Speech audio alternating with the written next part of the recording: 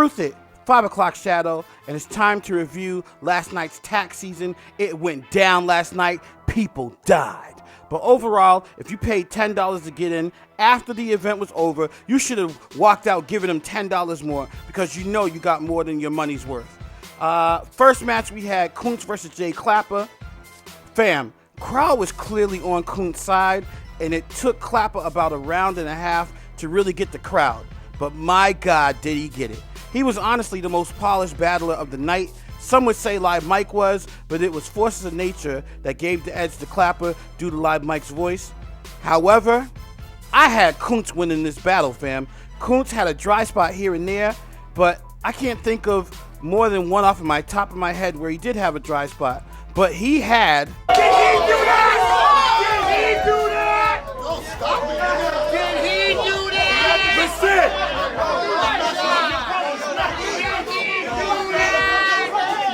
Haymakers left and right.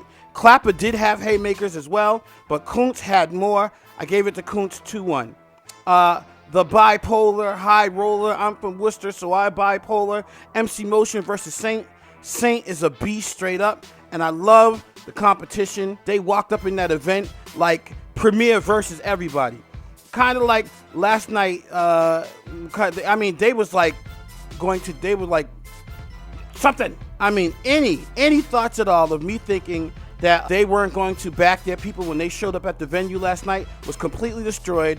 Kind of like Truth It was destroyed last night, but we'll get into that later on.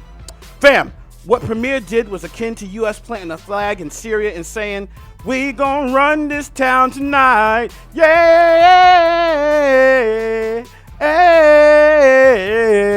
However, if you are part of the NBA family, Motion's third round would do you proud. When you see it on cam, fam, I think you're going to be proud of Motion. He fought all the way back, and even though the first 2 rounds were really tough for Motion, he got the third round, and the respect of the entire venue at that. So for some reason, the crowd wasn't really rocking with Motion in the first 2 rounds, even though the stuff he was saying was I thought was cool. But kind of like Jay Clapper, he earned his stripes in the third. Next, we had Beretta Broke versus Jay Tripp. This battle was interesting to me because the critique I had for Beretta, he responded to. And that's the same critique I would give to Jay Tripp in this battle. Like, Jay Tripp is soft-spoken, and in the ring, you have to command attention. I can't think of any top-tier or really tough battlers who are soft-spoken, but if that's how you are and you don't want to modify your voice, you have to think of more ways to get over with the crowd. Salute to Beretta Broke for stepping up with the delivery, fam. Your last night battle, your last battle, I was like, you got to work on your delivery. This battle, you came in obviously working on that delivery. Congrats, man. I gave you the battle. You deserve it. Next, we had Live Mike versus Seize the Moment. Let me just say, Seize, when he wasn't freestyling, he was no slouch, B. He had his bars. And his delivery... Oh, my God! What's that? But Live Mike?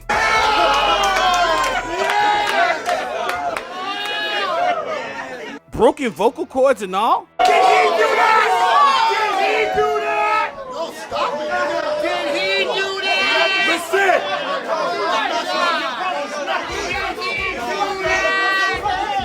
Listen. Sounds like he had just got done singing all of the high notes in Whitney Houston, "I Will Always Love You." And I will always love you. See what that does to your throat? It messes it up, man. But he came through with that bad voice and put on arguably the performance of the night. Between him, Kuntz, and Saint's first 2 rounds, man, everybody, man, everybody was fire, man. Everybody was fire last night. Live Mike didn't get no pity from the crowd either. The things that they went nuts for, they were legit. Oh! Talk that shit. I love it. Bars. So I gave that battle Live Mike 2-1 or 3-0. Probably 3-0 because Live Mike just had the crowd. He just had it all. The cards were stacked in his favor last night. Live Mike has been on a roll lately. I don't know. It'd be tough for me to predict who can beat you at this point. You are really on fire with your bars and your stuff, man. Keep it up. Next, we had Truth It versus Sleep. Let me just say, Truth It, me. Started off the first couple of bars looking for a fight. It's not like I walked up in there like, man, he sells seashells by the seashore. But it wasn't until I said, headshot, have Creasy at his wake like I'll miss him, and the crowd went crazy. I was like, yeah, this is fun. This is great. I love this adrenaline rush. I completely forgot all the bars that I was supposed to say. I was completely thrown, and it was downhill from there. Bits and pieces of the rounds were there, like a couple of jokes and such, but for the most part, it was the choke of the night. Sleep, man, Sleep had 3 consistent rounds of talking that ish.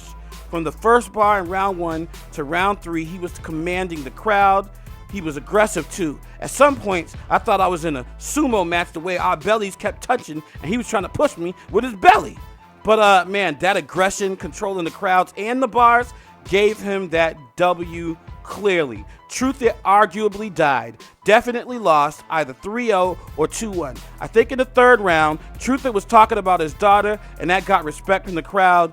And for respecting that, what I had to say, and which was from the bottom of my heart, MBA, I say thank you. I would like to address one more thing though. That's the Apple Watch that I did have on, and my headphones that I did have on in my ears during the battle. Someone was concerned that maybe Truth It was, or maybe I was listening to my bars in my round, which I don't know how that would be really tough for me. Like, hey, I'm going to rap. And I'm like, okay, I'm going to rap. And he's like, yeah, we're going to rap now. And I'm like, yeah, we're going to rap. Like, I don't know how I would do that, even if I did. What I was doing was I was listening to the instrumentals that I used to write my bars to kind of keep me focused, and that's why it sounded like I was rapping on beat until the Creasy bar, and then it's like I just completely lost focus, and it was you know all what happened after that. But no, I was not cheating. I was not. I don't even know how it would be cheating if they're my. I wasn't cheating. I'm not a cheater. Anyways, the last battle we had was Cracks versus Seymour. I'm only going to review one round of it because that's all we really got of it. Ain't going to get into the other stuff. Seymour's delivery always has been top notch. He was extra aggressive in this battle, kind of like he was against Dread St. Mike, but he was even more aggressive this time.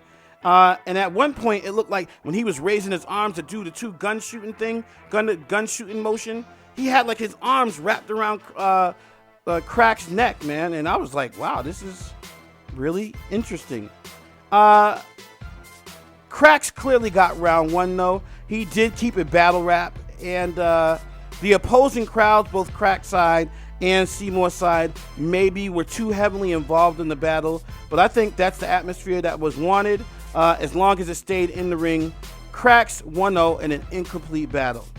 I did hear that the venue isn't against having another event there, even if, I mean, I don't know what would have to be done for that to happen, but even if it would cost more money, I would think that NBA battlers and everybody would be willing to chip in to help whatever it is to get Creasy, to get this thing going, to continue to provide a platform for everybody to keep doing their bars, man. Because like I said before, man, $20, if you would have paid $20 to get in, you definitely got your money's worth.